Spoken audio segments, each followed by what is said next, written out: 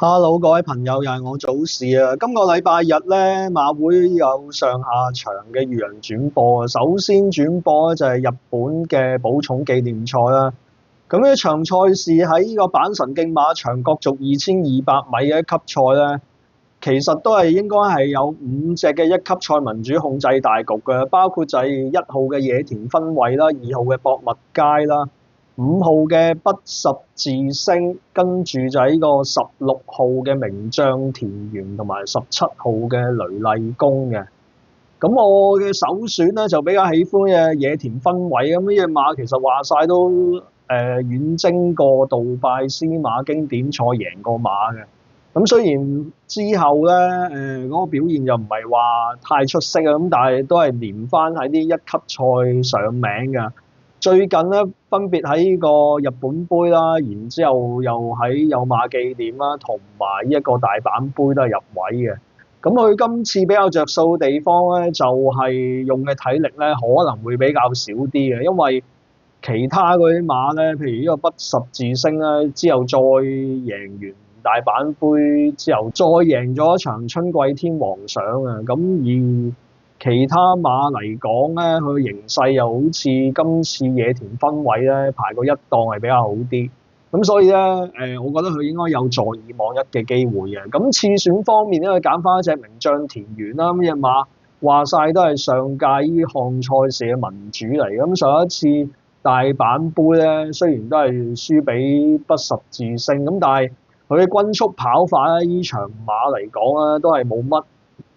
有實力嘅馬有類似嘅跑法，咁所以咧雖然排咗16檔起步，但係咧應該都可以好快咁切入嚟控制步速嘅，亦都有機會咧反先對手。咁至於第三選都係要翻嘅不十字星啦，自從輸完凱旋門之後，翻去日本杯嗰場跑第4咧，今年復出2戰2勝嘅。但係我嫌咧上次去贏嗰場春季天皇賞嗰個姿態比較吃力啲嘅，咁今次再縮翻落嚟2200米面對嘅對手級數咧，我覺得係更加比上一場嘅春季天皇賞強，咁所以咧就揾佢做第三選。咁至於另外嗰兩隻 Sunday Racing 嘅馬，嗰隻博物街咧，本來係諗住過嚟跑女王杯咁，但係因為狀態唔好啦，亦都係可能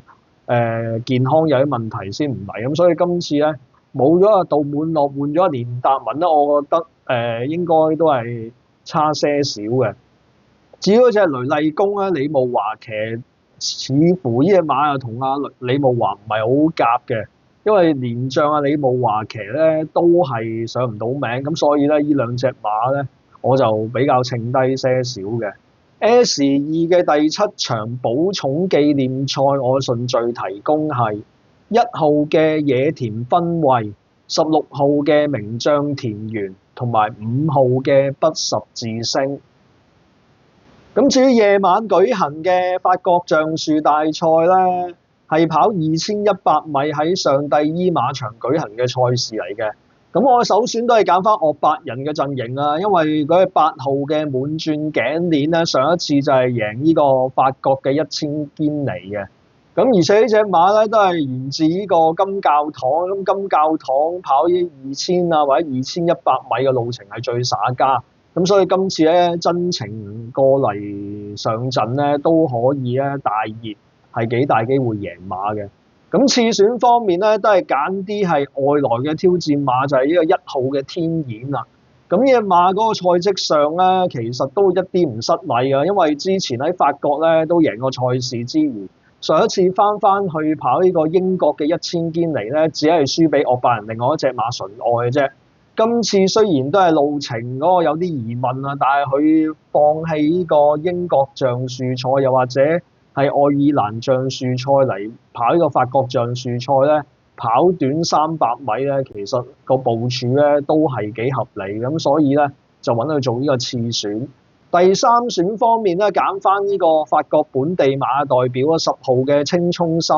咁呢隻馬出賽以嚟咧最差都係跑第4嘅，就係前一場就係輸俾嗰隻天演嘅。咁上一次就係跑法國1000堅尼咧，又不敵今次同場一隻滿鑽頸鏈咧，似乎實力就可能差少少。咁但係上一次跑呢個法國1000堅尼嗰場咧，佢早段嗰個位置咧明顯比佢之前有好表現咧後好多，咁都可以追翻一席第3啦，證明呢隻馬演出真係好準成嘅。今次排咗一檔起步咧，3甲1席咧都幾穩陣。